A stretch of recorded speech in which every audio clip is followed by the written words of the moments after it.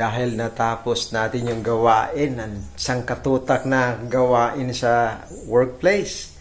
Ayan, we deserve a treat, okay? Well, blessing ng Panginoon. Kailangan nating paminsan-minsan, para ready for another goals this afternoon. Well, if you want to spend some time here, dito sa cafe na to, maganda siya, no? I'll show you around. Gaano kaganda ito. Ito yung Midday Cafe. Wow, sarap ng mga ano nila. Mamimili ka lang dito. As in, marami. Habulin nyo guys kasi may promo sila na 5 baht discount. Halimbawa. Hanggang ano lang yan. Hanggang 5 PM lang ngayong araw na to. Halina na guys. May mga tourist spot din dito sa Angtong, kahit maliit lang na lugar. Ganda kaya. Pakita ko sa'yo. Ayan, kapag gusto mo ng family mo ng bakasyon, well, kaganda. Mga 600 lang per night. May maganda ka ng lugar. Napaka-entertaining pa ng mga tao dito. As in, kaganda. Ito'y malapit lang sa bahay. Wala pang 300 meters mula sa bahay. Tingnan mo dito, kaano kaganda. May tubig pa dito. Pwede siya for a conference. Tingnan mo. Ganda.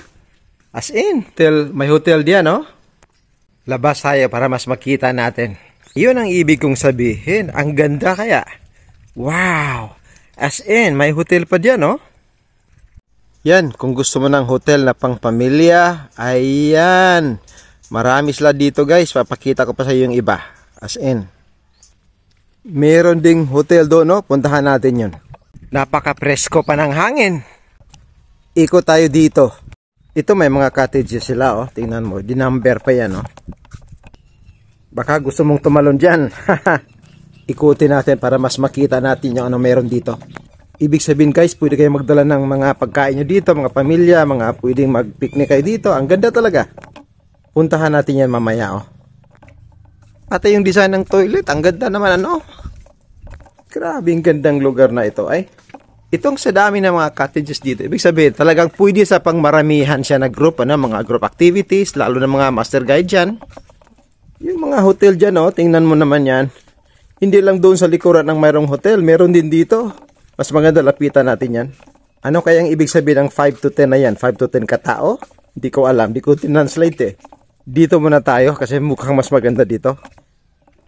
Ang ganda naman pala talaga, Grabe, as in na lugar na to Ayan ang ibig kong sabihin, kung gaano siya kaganda, Maraming hotel dito, Ayan, may parking space pa. Okay? Balikan natin yung daan dito. Ito kasi yung gusto nating makita. Dito guys, tingnan mo. Magsawa ka dito sa kaganda, Talagang pang class talaga siya. Tingnan mo naman yung, sa loob, Di naman, yung master bedroom dyan. Ayan. Talagang, wow.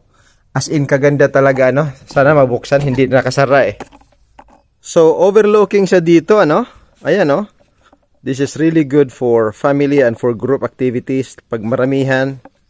Ito din sa kabila, okay din. Tingnan mo. Ayan, ang ganda, As in, gusto ko magbakasyon dito sa family ko. May toilet din dito. Ito, dito din magpahuli itong kaganda nitong lugar na to. Itong sa huli na part na, At pwede kang maglakad doon sa restaurant. Dumaan dito. Okay rin na, May bangka pa dyan, Ayun. So guys, mag-isip ka kung anong pwedeng activities dito. Lalo sa mga master guide, yung mga camping ba, o kaya water skiing. Ano man yung pwedeng mga water activities pwede dito. Meron din pala dito. Ano meron dito? May likuran na nga ito pero okay pa rin, Tingnan natin. Ayan, pwedeng kainan dito, lunch, kaya ayan, pwedeng magpa-spend ng sabat diyan. As in, kaganda naman talaga. Akala ko, yun lang yun. Marami pa pala. Doon sanahan yung conference room. Ang ganda pa ng mga water lilies dito, Solid talaga yung stay mo dito. Maliit din na parang conference room mo sa small group, Pwede mag-small group dito, Ito, may ilaw pa, pwede pang gabi. Meron pa doon sa kabila, pwede rin yan, At saka, kung gusto mong ganito, na hindi mainit, ito yung pwedeng bubungan, O kaya kung ganitong style, pwede rin. Mukhang probinsya pero talagang okay siya. Guys, grabe na lugar. Sobrang ganda. Marunong ka bang tumingin ng beauty, guys? Tingnan mo, beautiful scenery. It's really good. Lalo na pag Sabbath, ito. Perfect for Sabbath. Nature talaga. Puntahan natin yung conference room o kaya yung pinuntahan kanina. No? Hindi ko alam kung daanin ako dito.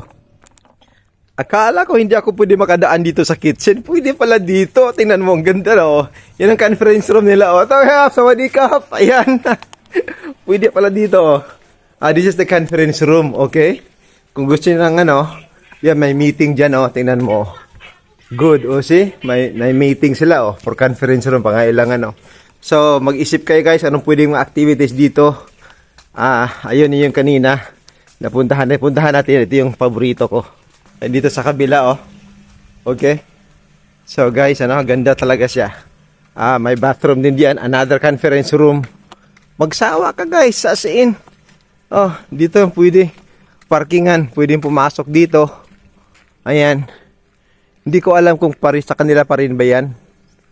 Basta, as in, marami silang option dito, Magsawa ka sa daming bathroom dito. Yun sa taas, ang ganda, For conference room talaga, akyat ka dito.